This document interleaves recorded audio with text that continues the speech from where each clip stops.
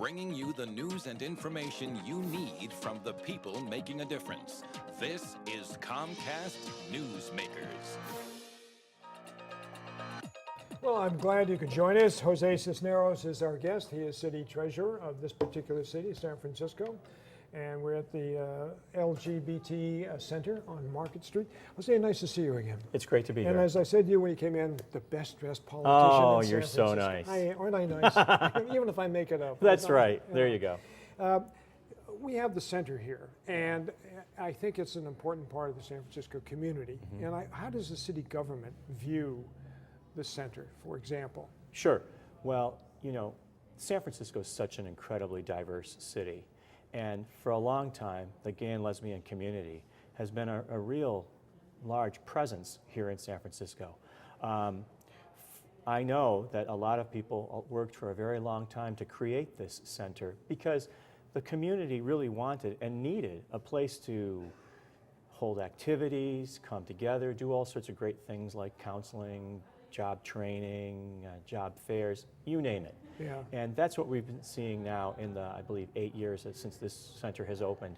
And it's done been a huge contribution to the community and to the city overall. I guess it was Harvey Milk who really sort of broke it open, don't you think so? Well, Harvey Milk Day, you know, I mean, his name has become legendary. Of course, I knew George Lencioni personally, and I only met Harvey once or twice back on my Channel 7 days. Wow. But his name has become synonymous with equality. Yeah, you're exactly right.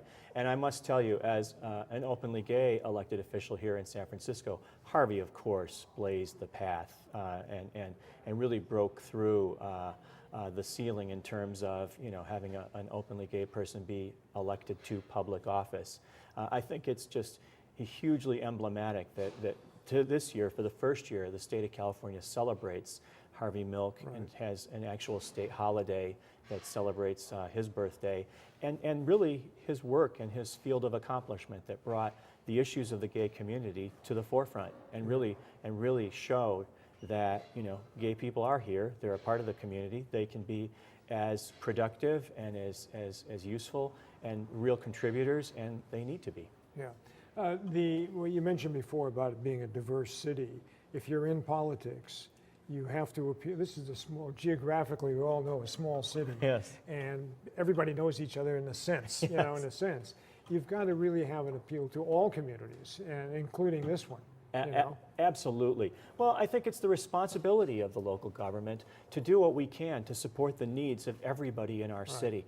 And certainly, you know, that means ethnic communities, that means youth, that means seniors, and it also means gays and lesbians, transgenders, you know, new immigrants, whatever the case may be. It's the responsibility of the local government to make sure that the city is doing everything it can to support each and every citizen that lives here in the city. Yeah, of course, when we had the AIDS epidemic first broke, that brought up a tremendous amount of negative feelings about the gay community. There's no question about it. Absolutely. And it's still with us. It's not on the front headlines all the time, but it's still there. It's a problem, I think, that's part of the city's problem too, part of the government problem. Absolutely. How do you deal with it, the costs and so forth? And you know, it was certainly at many points not a smooth journey through that particular health crisis. Right. But what we saw was a lot of community members stepping forward, getting engaged with city officials, whether it was folks at the public health department, in the elected family, and all the way through saying, you know,